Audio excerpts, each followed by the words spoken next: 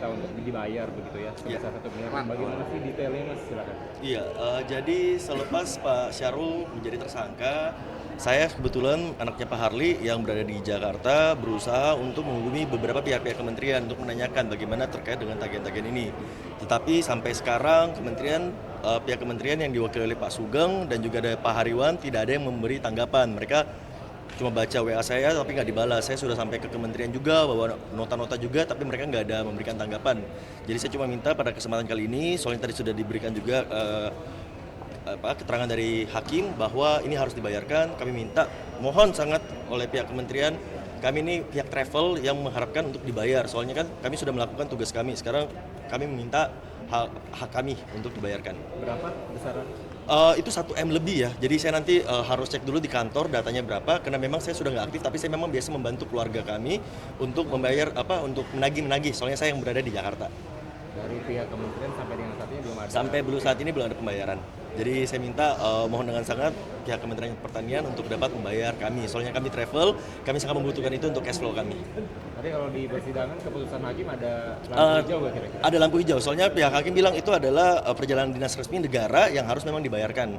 Jadi pada kesempatan kali ini saya meminta pihak Kementerian Pertanian untuk membayar tagihan yang ada. Oke. Terima kasih. Nama travel kami Swita Tour and Travel berlokasi di Makassar. Nah, dari unsur-unsur ini ada irisan-irisan Kumhan saya lihat tadi terkait penyalahgunaan kekuasaan. Mungkin bisa Ali jelaskan apa maksudnya. Penyalahgunaan kekuasaan kalau dalam konteks hukum administrasi negara, gunaan wewenang, dan di pasal 17 Undang-Undang Administrasi Pemerintahan itu di penyalahgunaan wewenang, dan larang penyalahgunaan wewenang itu diklasifikasi menjadi 3 tangan bertindak sewenang-wenang. Demikian. Dari 3 varian itu ada sewenang-wenang, satu lagi larangan. Ali jelaskan masing-masing. Ya baik. Larangan melawan terbatas atau limited government. Bahwa jabatan itu ada batasnya, ada batas waktu, ada batas wilayah berlakunya wewenang. Maka kalau melampaui 2 hal itu masuk dalam kategori melampaui wewenang. Kemudian untuk mencampur dengan wewenang ini digunakan untuk memberikan penjelasan yang sifatnya barangkali umum ya, karena memang tidak mungkin juga kita sodorkan fakta kepada saudara untuk menilainya, kurang lebih begitu. Jadi pertanyaan kami pun mungkin tidak terlalu spesifik, tapi mungkin kami nanti coba secara ilustratif seperti apa begitu loh. Tapi saya mulai dulu ya. Dari penyalahgunaan wewenang dalam batas. Saya itu kan lupa. Apakah pangan sebuah kebutuhan dasar masyarakat menghadapi COVID dan sebagai bantalan ekonomi bisa dianggap adalah bagian untuk menyelesaikan masalah nasional menghadapi COVID? Bisa, Pak. Bisa. Yang kedua, kan tadi di level menteri ahli bilang adalah penjabaran visi misi presiden. Di level eselon 1 adalah penjabaran program strategis untuk mencapai tujuan, kurang lebih begitu kan. Kemudian di level eselon 3 adalah operasional teknis untuk mencapai, kemudian implementasi tingkat tempat. Kurang lebih seperti itu kan yang Bapak maksud? Iya, betul seperti itu. Oke. Kemudian minta maaf kalau sedikit agak masuk. Saya selama ini berpegang kepada dengan pengalaman birokrasi saya adanya APIP dengan Undang-Undang Nomor 19. Semua harus dilakukan melalui APIP. Yang kedua, ada Undang-Undang Nomor 30 2014 yang saya pegang tentang Undang-Undang Pokok Pemerintah. Kalau saya tidak mengetahui, katakanlah quote and quote ini, menurut ahli sebagai ilmuwan, bagaimana prosesnya kalau saya tidak tahu menahu, kemudian artinya tidak ada laporan APIP, tidak ada TPTGR, terus langsung dijadikan ini sebuah kasus, bagaimana posisi saya sebenarnya? Karena ini tiba-tiba saya seperti itu, kira-kira bagaimana? Mungkin tidak masuk ke kasusnya, tetapi analisa tesa, antitesa, sintesanya itu seperti apa menurut ahli? Makasih Yang Mulia. Iya, ya, baik, terima kasih. Sebenarnya hukum administrasi ini arti pentingnya di situ, Pak. Karena kalaupun ada pelanggaran norma hukum administrasi, itu akan bisa diberikan sanksi administratif. Dan sanksi administratif sifatnya adalah reparatur, memperbaiki. Maka langkah-langkah misalnya melalui APIP, ya, dan kemudian juga inspektorat, ada BPKP. Dengan tujuannya itu adalah untuk menilai apakah ada kelemahan dalam sistem kebijakan. Dan itu lalu diperbaiki.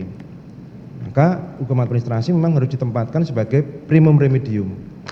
Nah, kalau kemudian memang ternyata langkah-langkah ini kemudian tidak efektif, katakanlah di Islam di bawah Bapak itu masih ada yang memang tetap terus melanggar, bahkan ada ranah yang masuk ke ranah pidana, yang memang kemudian bekerjalah sistem hukum ultimum remediumnya di situ. Jadi memang langkah ini gunanya untuk mengukur semuanya tadi, apakah tahu ataukah tidak, apakah kemudian memang ada kesalahan yang perlu diperbaiki. Itu ranahnya di reparatur tadi. Kalau sanksi pidana itu kan dalam hukum administrasi dibedakan, ya, itu selalu sifatnya adalah kondemnatur, menimbulkan nestapa. Maka langkah awal adalah tadi dengan reparatur tadi, perbaikan dulu tadi, supaya tidak masuk ke yang ultimum remedium. Begitu Pak jawabannya. Saya satu lagi yang mulia. Silakan. Sepemahaman pemerintahan saya PA di tingkat level puncak itu PA. Tetapi di bawah ada KPA, kuasa pengguna anggaran. Dan ada hak yang diberikan undang-undang untuk KPA menolak kalau tidak sesuai dengan aturan. Adakah hal seperti itu secara logik dan normatif sesuai aturan? Jadi kalau misalnya saya perintahkan untuk membeli baju misalnya, dan itu tidak ada dalam anggarannya, ada nggak haknya KPA untuk menolak itu? Kira-kira begitu yang saya mau tanya, sehingga tidak semuanya dibebankan bahwa ini perintah gitu. Ada nggak hak KPA untuk menyatakan bahwa ini tidak ada? Terima kasih pimpinan. Menurut pendapat saya memang profesional itu sangat penting di sini Pak. Jadi ketika misalnya mengetahui bahwa ada yang tidak benar, ya kemudian harus menyampaikan usul masukan pendapat. Ya, ini pernah saya sampaikan juga dulu. Tadi saya katakan saya pernah mengundurkan diri karena itu. Saya tidak setuju dengan pendapat seorang rektor di atas saya. Saya sudah menyampaikan usul masukan pendapat. Beliau tidak setuju. Nah, kalau dia itu tidak setuju, ya jalan keluarnya saya mundur aja, selesai Pak. Dan dia bisa memilih jabatan direktur yang lain yang lebih sesuai dengan kehendak yang bersangkutan. Jadi saya tidak mengganggu yang terjadi ini. Dan pada kenyataannya memang hampir ada kasus di kejaksaan juga pada kasus itu. Dan saya sudah mundur gitu, karena menyangkut keuangan negara juga. Ya, terima kasih Pak Ahli. Saya tidak pernah memerintahkan. Terima kasih yang mulia. Pengetahuan saya sebagai birokrat mau menjelang pensiun ini Pak. Iya Pak. Tapi diminta ke sini.